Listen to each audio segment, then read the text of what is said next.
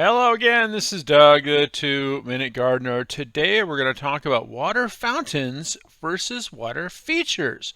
What is the difference and roughly how much do they cost? So a water fountain, like what you see here, is a fairly self-contained unit. Some are completely self-contained. Some do require a box for recirculating the water underneath them.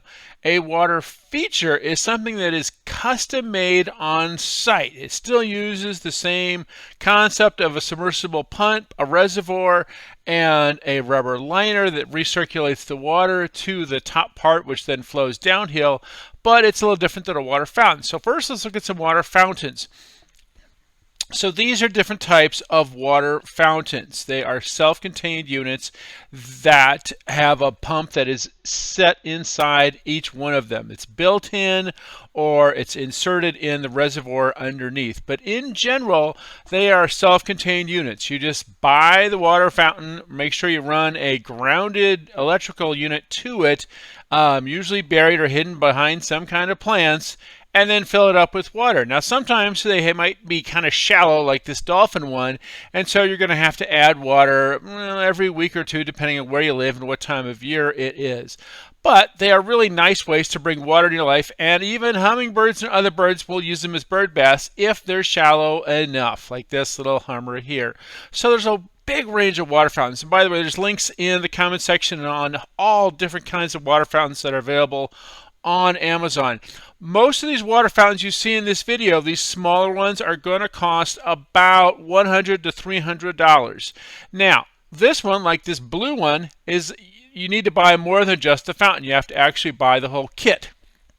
So the kit, and we're going to walk you through all the steps of how a kit is put in place. The kit itself is going to also cost about $200 for the box, the pump, the gravel, the tubing, all that other stuff. So here are the steps on how this is put together if you're getting one of these type of fountains that needs to be set on a reservoir. So it's actually a two-part fountain. Almost a water feature, but not quite. We'll talk about the differences in just a second.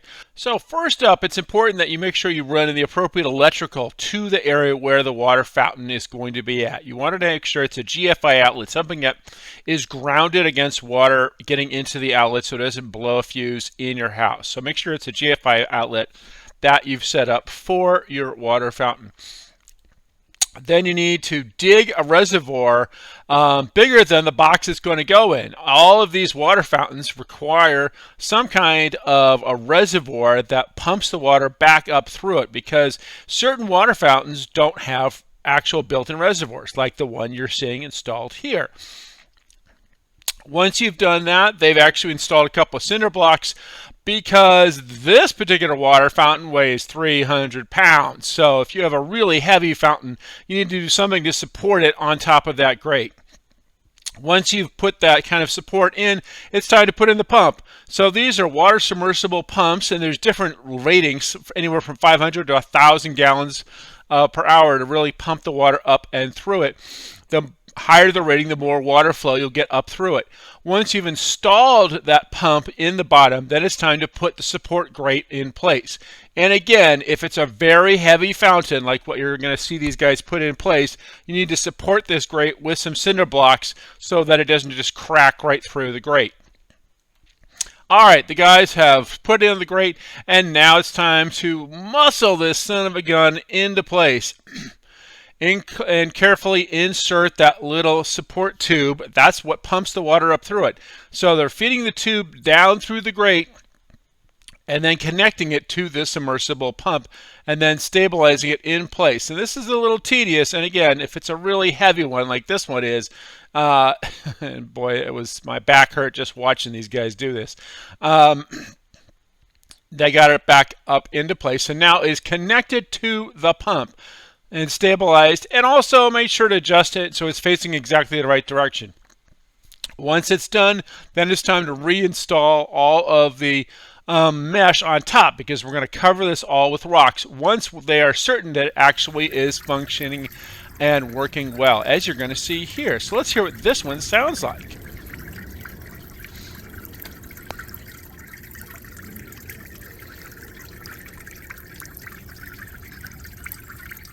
So you can see that this one is a really nice one as far as the kind of trickling water feature. Very peaceful.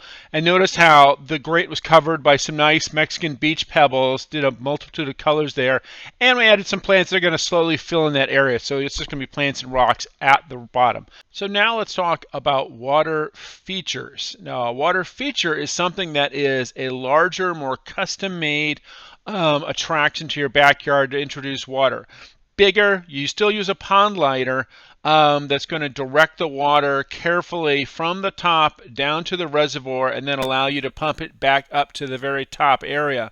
And they can be small like that one, or they can be large like this one, which actually empties into a koi pond and then has a very large recirculating pump that pumps it back up to the top of the water fountain. But this is what a medium-sized water feature sounds like.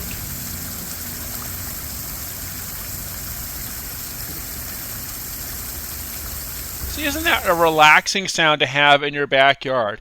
And so the advantage of a water feature is that you can enable it to have a much noisier background. You know, if you have a nice fall from the water dropping down into the pool area, the pond area, you're going to get a really nice sound to all of that.